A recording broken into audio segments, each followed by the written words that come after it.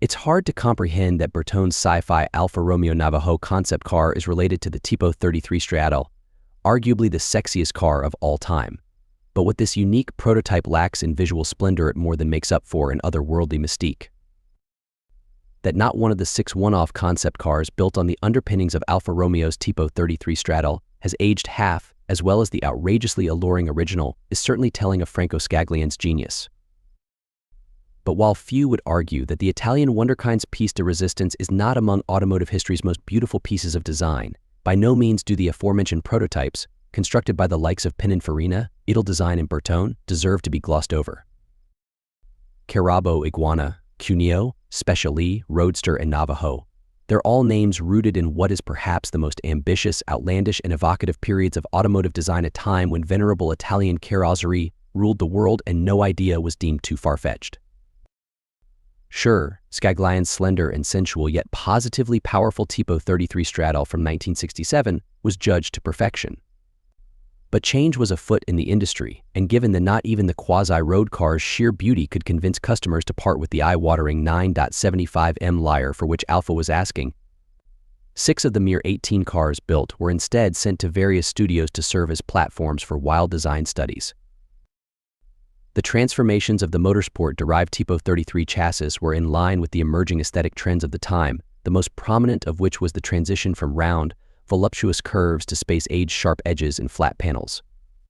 And we reckon the most out there of the Alfa Romeo Navajo by Bertone.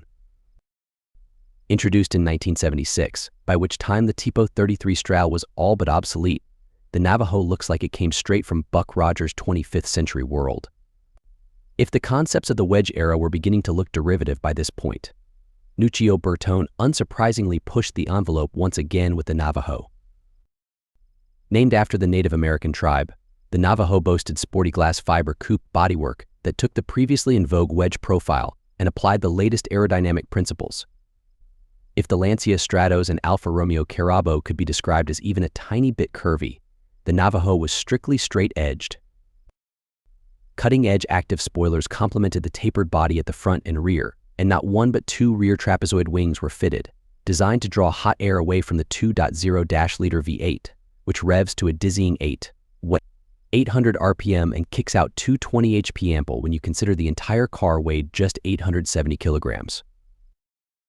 If the conventionally opening doors were unusual for a creation of Bertone's, the visual exuberance was restored with the pop-up headlights that emerged not from the bonnet but the wings. Perhaps the Navajo's greatest party trick is that its Battlestar Galactica body, doesn't it resemble a Colonial Viper, is deceptively small. While Bertone actually lengthened the competition-derived tubular chassis for the sake of interior comfort, the entire car is still shorter than a modern Mini Cooper. And measuring 41 inches tall, it's also barely waist height. After its motor show circuit was complete, the Navajo, like the other Tipo 33-based concepts, was duly retired to Alfa Romeo's museum collection, where it remains to this day. It now stands as a tribute to Bertone's perseverance and relentless quest to innovate. It's fair to say the design trends he pioneered in the late 1960s and early 1970s had been and gone by the time he turned his attention to the Navajo. Yet, in the looming dawn of the 1980s, he engineered avant-garde aerodynamic solutions that were genuinely novel and still captured the imagination of the public and experts alike.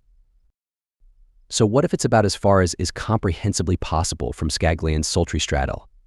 It's equally worthy of its spot in the museum, a truly fascinating footnote in the history of 2 legendary brands, at a time when the automotive landscape was undergoing yet another seismic shift.